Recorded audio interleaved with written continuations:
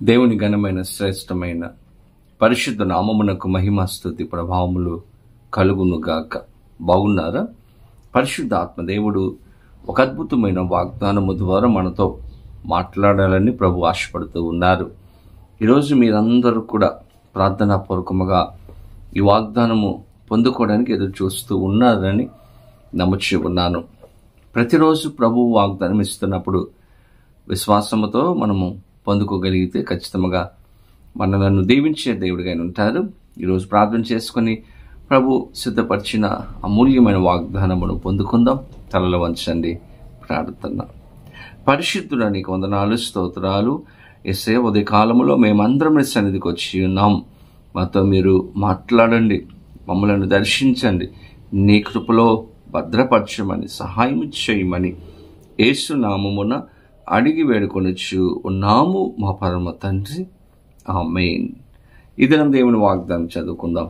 Bible గ్రంథాలు తెరవండి. కీర్తన గ్రంథము 69వ సంకీర్తన 33వ చరణమును చదువుకుందాం. యెహోవా దరిద్రుల మొర ఆలకించువాడు, ఖైదీలో ఉంచబడిన తన వారిని ఆయన తృణీకరించువాడు కాడు. దేవుని స్తోత్రం. చక్కని వాగ్దానం. ఎవరి ప్రార్థన దేవుడు ఆలకిస్తాడు అంటే గొప్పవారి ప్రార్థన కాదు, ధనవంతుల ప్రార్థన కాదు, దరిద్రుల ప్రార్థన దేవుడు ఆలకిస్తాడంట. దేవుని బిడ్డలారా, ఇక్కడ మనం గమనిస్తున్నాం దరిద్రుడు అనగా బైబిల్ గ్రంథంలో దాని యొక్క అర్థాన్ని మనం గమనిస్తే ఎవరైతే సహాయం కోసం ఎదురు చూస్తున్నారో, ఎవరైతే ఆపదలో ఉండి మొరపెడుతున్నారో వారి యొక్క ప్రార్థన దేవుడు ఆలకిస్తాడంట. ఎలాగా ఆయన ఆలకిస్తాడు అంటే చాలా జాగ్రత్తగా ఆయన ఆలకించేవాడుగా ఉంటాడంట. ఈ లోకంలో మనుషులు మన యొక్క సమస్యలు వినడానికి వారికి సమయం ఉండకపోవచ్చు, వారికి ఓపిక ఉండలేకపోవచ్చు, మన బాధలు వారు వినలేకపోవచ్చు, మనము వారికి ఒక బరువుగా కనపడుతూ ఉండవచ్చు. కానీ మన దేవుడు మన దీన గాథను, మన దీన సమస్యను ఆయన ఆలకించే గొప్ప దేవుడు. చాలా జాగ్రత్తగా ఆలకించి, శ్రద్ధగా ఆలకించి మనకు సహాయం చేసే దేవుడు, మనలను విడిపించే దేవుడు. కాబట్టి ఏ పరిస్థితిలో ఉన్నప్పటికీ కూడా మనము దేవుని దగ్గరకు వెళ్ళి మనము తెలియచేసినప్పుడు దరిద్రుల ప్రార్థన, సహాయం కోసం ఆపదలో ఉన్నటువంటి వారి యొక్క ప్రార్థనను దేవుడు ఆలకించే గొప్ప దేవుడు. ఎంత శ్రేష్టమైనటువంటి దేవుడు అండి. ఈ లోకంలో మన బాధను మన యొక్క సొంత ప్రజలే, సొంత బంధువులే, స్నేహితులే పట్టించుకోలేకపోవచ్చు, కానీ మన దేవుడు మన బాధను పట్టించుకునే దేవుడు. కింద భాగంలో మనం చూస్తూ ఉన్నాం, ఖైదీలో ఉన్నటువంటి తన ప్రజలను దేవుడంట తృణీకరించేవాడు కాదు, ఆయన ఆదుకునేవాడు, హక్కున చేర్చుకునేవాడు, ప్రేమించే దేవుడిగా నిలిచి ఉన్నాడు. తన ప్రజలను ఏనాడు కూడా దేవుని బిడ్డలారా విడిచిపెట్టే దేవుడు కాదు. నువ్వు ఏ ఆపదలో ఉన్నప్పటికీ కూడా నీ దగ్గరకు వచ్చి ఆయన సహాయం చేసే గొప్ప దేవుడు. బైబిల్ గ్రంథంలో ఎంతోమంది ఈ దీన స్థితిలో ఉండి, అపాయములో ఉండి, కష్టములో ఉండి ప్రార్థన చేసినప్పుడు దేవుడు వారి ప్రార్థన ఆలకించి వారిని రక్షించాడు, వారికి సహాయం చేశాడు. మనందరికి తెలిసినటువంటి ఒక వ్యక్తి దానియేలు. ఆ బబులోను దేశంలోనే ప్రజలందరూ కూడా దానియేలుకు వ్యతిరేకమైపోయారు. దానియేలుకు వ్యతిరేకంగా ఒక శాసనాన్ని తీసుకుని వచ్చేసారు. ఏంటి ఆ శాసనం అంటే, రాజుకు తప్ప ఏ మనుషునికి, ఏ దేవతకు కూడా, ఏ దేవునికి వారి యొక్క సమస్యలు చెప్పుకోకూడదు. రాజు దగ్గర మాత్రమే వారి సమస్యలు, వారి యొక్క విన్నపమును తెలియచేయాలి.